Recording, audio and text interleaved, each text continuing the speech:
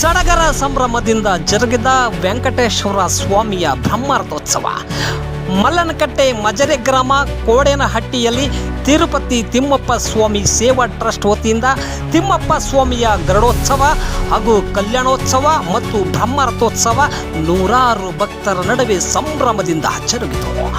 April 23ರಿಂದ ಪ್ರಾರಂಭವಾದ ಜಾತ್ರೆ 26ನೇ ತಾರೀಕಿನವರೆಗೆ ವೈಭವದಿಂದ ಜರುಗಿತು. 23ನೇ ತಾರೀಕಿನಂದು ತಿರುಪತಿ ತಿಮ್ಮಪ್ಪ ಸ್ವಾಮಿಗೆ ಹೊಳೆ ಪೂಜೆ, ಗಂಗಾ ಸ್ನಾನ ಪೂಜೆ ಹಾಗೂ ಕೈಂಕಾರ್ಯಗಳು ಜರುಗಿದವು.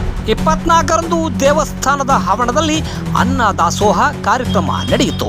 25ನೇ ತಾರೀಕಿನಂದು ಗರುಡೋತ್ಸವ ಹಾಗೂ ಕಲ್ಯಾಣೋತ್ಸವ ಹಾಗೂ ವಿಶೇಷ ಪೂಜೆ ಕೈಂಕಾರ್ಯಗಳು ಜರುಗಿದವು. ಇಂದು ವಿವಿಧ ಹೂಗಳಿಂದ ಅಲಂಕೃತಗೊಂಡ ಬ್ರಹ್ಮರಥೋತ್ಸವ ನೂರಾರು ಭಕ್ತರ ನಡುವೆ ವೈಭವವಾಗಿ ಜರುಗಿತು. ವಿವಿಧ ಹೂಗಳಿಂದ ಅಲಂಕೃತಗೊಂಡ ಬ್ರಹ್ಮರಥೋತ್ಸವದಲ್ಲಿ ತಿರುಪತಿ ತಿಮ್ಮಪ್ಪನನ್ನು ಪ್ರತಿಷ್ಠಾಪಿಸಿ ಭಕ್ತರು ಗೋವಿಂದ ಗೋವಿಂದ ಎನ್ನುವ ಘೋಷಣೆಯೊಂದಿಗೆ ರಥವನ್ನು ಎಳೆದು ಪುನೀತರಾದರು. ಈ ಬ್ರಹ್ಮರಥೋತ್ಸವದಲ್ಲಿ ಜನಪ್ರತಿನಿಧಿಗಳು, ಗ್ರಾಮಸ್ಥರು ಹಾಗೂ ಪೂಜಾರಿ ವಂಶಸ್ಥರು ಇದ್ದರು.